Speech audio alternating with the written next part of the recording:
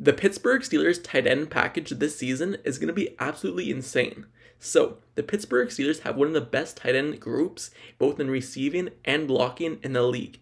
And I believe they have a top 5 tight end in Pat Freiermuth, and obviously they have someone they drafted in the 3rd round in Darnell Washinton, who fell to them in the 3rd, and they have a big guy in Gentry, and they also have Connor Heyward, who produced later in the season last year, who could be moved to fullback. So the Pittsburgh Steelers have really big guys, and let's start off with Pat Freiermuth.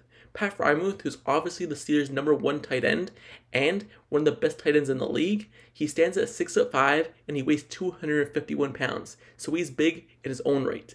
And then they have Darnell Washinton, who they drafted in the 3rd round, and he stands at 6'7" and he weighs 264 pounds. And then obviously Gentry, who the Steelers had the longest out of the tight end group. He stands at 6'8" and he also weighs 265 pounds. So the Pittsburgh Steelers have 3 guys who are really big and are really good at blocking, but could also be really dominant in the receiving game. So the Pittsburgh Steelers have an unstoppable package if they want to set out on the field. They have guys, so many guys who could run block, but they also have guys to be receiving threats. If they want to do more play action this year, the Pittsburgh Steelers and Matt Canada can really do whatever they want. So obviously, let's start with Pat Freiermuth. As I said, he's a top 5 tight end in the league. And since he came into the league, he's been really dominant early. Last season in 2022, he had 63 receptions and 732 yards, 11.6 yards per average, and he had 2 touchdowns. But in 2021, he had 7 touchdowns. So he could both be a receiving threat. He still needs to get better a little bit in the blocking. He's not the Steelers' best blocking tight end, but he could still stand his own and block when needed because he's really big and he's really smart with it as well. And obviously the Pittsburgh Steelers, they had Gentry for a while. He hasn't really been as dominant in the receiving game, but he's been really dominant in the run game. He's the Steelers' run blocking tight end. He could do both though. He had 19 receptions for 132 yards last season and put up 0 touchdowns. But like I said, the Steelers more use him in the run blocking whenever they need to. And he's a guy who could be a people mover. As I said, he stands at 6'8" and he weighs basically the same as Darnell Washinton. So if we think Darnell Washinton is big, Gentry is big in his own right, and the Pittsburgh Steelers could use a people's mover in him. And also, like I said, Darnell Washinton, he stands at 6'7", and he weighs a lot as well. And he's the guy who's known in college for being the best tight end blocking tight end in the whole league. So that means he can move people. And just looking at his highlights and looking at his film, you see that whenever he goes and blocks a linebacker, he seeks contact and puts them on his backside, meaning that he's not afraid to see contact. And not even just that. It's not even that he's just a blocking tight end. Even though he's known as the 6th offensive lineman and his nickname is the Big O, it doesn't mean that he could only block. He's really good at receiving as well. He led the whole college in YAC yardage, that means yards after the catch, and he led the college in receiving in a lot of categories as well. So he's really good at both receiving and he could be a mismatch. Like I said, because he's so big, he is a mismatch against anyone who basically tries guarding him. Only people who could really guard him is if it's a really good zone coverage or man-to-man safety and cornerback that's on him. If a linebacker is on him, if you watch his film, he always high points the ball and is able to go up and get receptions over the linebackers, meaning he's a really good down the field target. And like I said, Gentry is big as well. He's a guy who's not known for his thing. He's not known for his receiving, but he can still go up and high point the ball as well because he is a huge target. And like I said, Pat Freiermuth, he's a guy who they could use all over.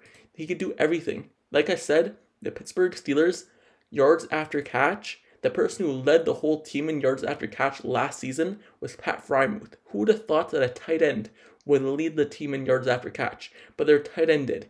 And he's become Kenny Pickett's favorite target, like Heath Miller was to Ben Roethlisberger. Whenever the play broke down for Kenny Pickett, Pat Freiermuth was the guy he would target. Whenever rolling out and he was in trouble, Pat Freiermuth would find the open zone, he would sit there, and Kenny Pickett would find him. He didn't really produce too many touchdowns, but he put up big yardage and was Kenny Pickett's favorite target when things gone wrong.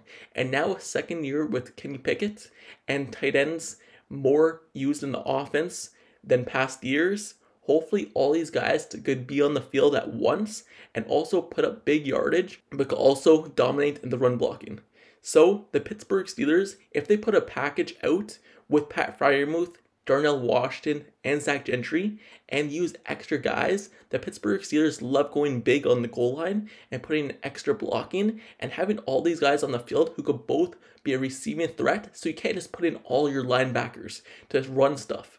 You have to be aware that they might throw the ball as well, because all these guys are receiving threats. If you're going to put in all blocking, yes, you could load up the box with linebackers, but now you have to be wary because these guys are mismatches waiting to happen. If you load the box against them, they could just beat you down the field with their quickness and speed and receiving ability. So the Pittsburgh Steelers really have a dominant package they could put out there with Pat Freiermuth and Darnell Washinton, and even throw Zach Gentry in there as well. And like I said, Connor Heyward, I mentioned him at the beginning of the video, he was a tight end last year for the Steelers, but since Derek Watt right now isn't on the team, he's not signed to the Steelers yet. Maybe he won't be, maybe he will, who knows. Connor Heyward might have to move over to fullback, and he's a really good receiving fullback as well. He actually had more yards than Zach Gentry did in less games played, and also less opportunities. He had less catches than Zach Gentry. Zach Gentry had 19 this season for 132 yards. Connor Heyward had 12 receptions for 151 yards. So in less opportunities and less play time, Connor Heyward is actually more of a receiving threat. And he also had a really big touchdown late in the game, his first against the Raiders with 1 touchdown. So he's a really good receiving threat as well. And having that at fullback and also having a guy who could run block in him and play fullback or tight end is a really big opportunity for the Steelers to do whatever they want. And this opens the door for Matt Canada to call plays, because now if he wants to, he could run more play action, like I said, but he could also be really dominant in the run game. Just because you put big guys out there, it just doesn't mean you have to run the ball. You could throw the ball off of that. And we all know back in college, when Matt Canada was coaching the college days, that's what he liked to do. He liked to run the ball and then throw off of that. And having a big package to put out there who could both be blocking threats and receiving threats is a big thing for the Steelers. And I believe the Pittsburgh Steelers have one of the scariest tight end packages in the whole league.